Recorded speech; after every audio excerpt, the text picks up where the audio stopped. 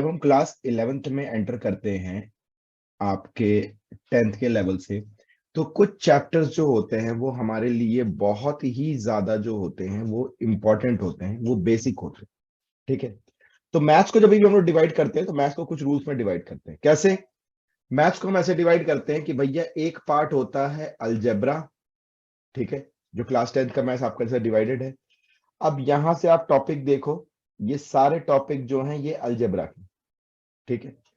Algebra को maths का सबसे इंपॉर्टेंट पार्ट माना जाता है। आप ये बोल सकते हो कि this is nothing but the heart of mathematics.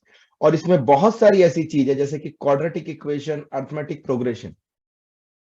ये आप क्लास 11th में रिकैप करोगे। क्वाड्रेटिक तो इनफैक्ट पढ़ते भी नहीं है, क्लास 11th में है ही नहीं, सिर्फ 10th में है।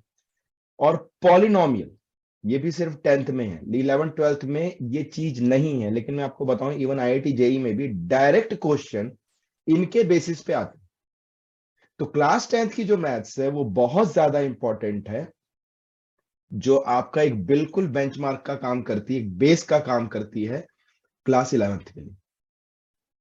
तो ये टॉपिक अलजेब्रा के जो होते हैं, क्लास 10th में अलजेब्रा का बहुत बड़ा पोर्शन कवर होता है, और ये टॉपिक जो अलजेब्रा के कवर हो रहे हैं ये बहुत ज्यादा इंपॉर्टेंट है।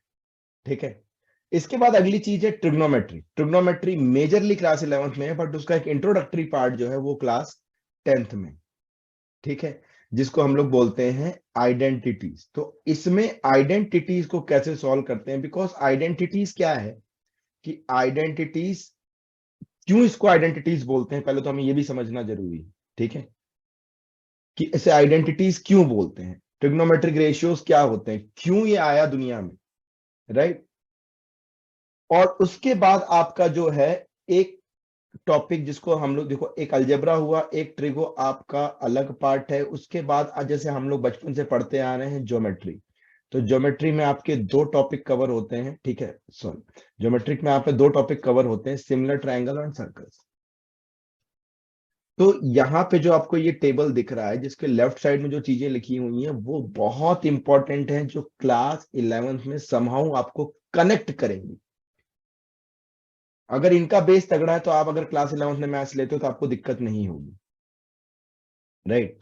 राइट हैंड साइड में जो चीजें लिखी हुई हैं वो भी इंपॉर्टेंट है, लेकिन उनकी difficulty level as compare to left hand चीजों के साथ में कम है, ये जल्दी कवर होंगी।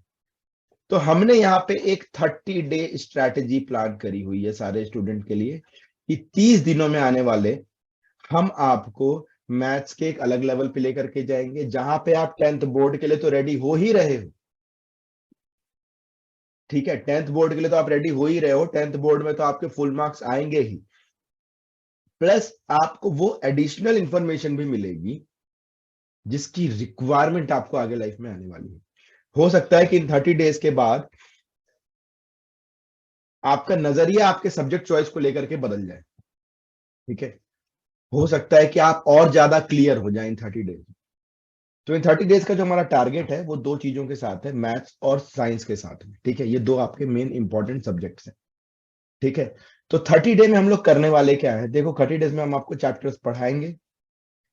उन चैप्टर्स पे हम आपको वो इंफॉर्मेशंस भी देंगे जो समहाउ आपको 11 से कोरिलेट करेगी। बेसिक लेवल के क्वेश्चन कराएंगे, यानी कि 10th बोर्ड के पर्सपेक्टिव से क्वेश्चन कराएंगे। उसकी शीट्स आपको दी जाएंगी, उनका स्टडी कंटेंट आपको प्रोवाइड किया जाएगा ऐप पे, प्लस एडवांस लेवल कॉन्सेप्ट से भी कुछ शीट्स आपको मिलेंगी। डेफिनेटली पहला फोकस बोर्ड होगा, बोर्ड के मार्क्स बिल्कुल खराब नहीं होने चाहिए। ठीक है, लेकिन बिलीव मी, साथ में पढ़ते पढ़ते हम, आज भी मैं आपको कुछ चीजें ऐसी करके दिखाऊंगा जो आपका नजरिया जो है मैथ्स को लेकर के चेंज करेगी। ठीक है, राइट। तो जो आपका नजरिया जो है वो क्लासेस को लेकर के चेंज करेंगे। ठीक है, तो अब आपको ये चीजें हम लोग करके दिखाएंगे यहाँ पे। ठीक है, ये हमारी 30 डे स्ट्रैटेजीज है। एंड डेफिनेटली जब आप यहाँ पे पढ़ेंगे तब आपको, अगर आप कहीं और भी पढ़ रहे होंगे, ठीक है, तो आपको ये चीज समझ में आएगी कि हाँ, देयर इज अ डिफरेंस। क्योंकि क्लास 10th को हम लोग हमेशा बोलते हैं कि ये फाउंडेशन ईयर है, तो फाउंडेशन ईयर के हिसाब से चीजें जो हैं वैसे ही डिलीवर भी होनी चाहिए। कई बार क्या होता है कि हम एनसीईआरटी को ही प्रैक्टिस कर रहे हैं, या जो हमारे सिलेबस की बुक है उसी को प्रैक्टिस कर रहे हैं, और उसको हम कंटिन्यूअसली प्रैक्टिस किए जा रहे हैं, किए जा रहे हैं, किए जा रहे हैं, राइट। एनसीईआरटी को हमने साल में 4 बार बना ली, 5 बार बना ली, और एक ही मेथोडोलॉजी को हम फॉलो किए जा रहे हैं, वी बिकम वेरी परफेक्ट। थोड़े दिन बाद ये समझ में आता है कि यार हमें मैथ्स भी रट गई, जो रटने का सब्जेक्ट नहीं है वो भी हमें रट गया, हमें पेज नंबर तक याद हो गई, इस पेज नंबर पे फलाना क्वेश्चन दिया हुआ है।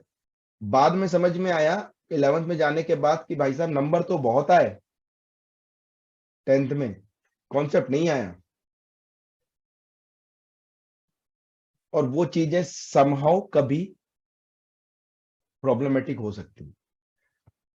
कॉन्सेप्ट के लिए ऐसा जरूरी नहीं कि हमें बहुत ज्यादा एक्स्ट्रा टाइम लगाने की जरूरत है, बस थोड़े 2-4 क्वेश्चन अगर हम नॉर्मल के साथ में एक्स्ट्रा अलग टाइप के कर लें, जिनके में बहुत ज्यादा टाइम इन्वेस्टमेंट नहीं होता है, तो शायद अभी भी विद इन अ मंथ हम अपने आप को अपग्रेड कर सकते हैं।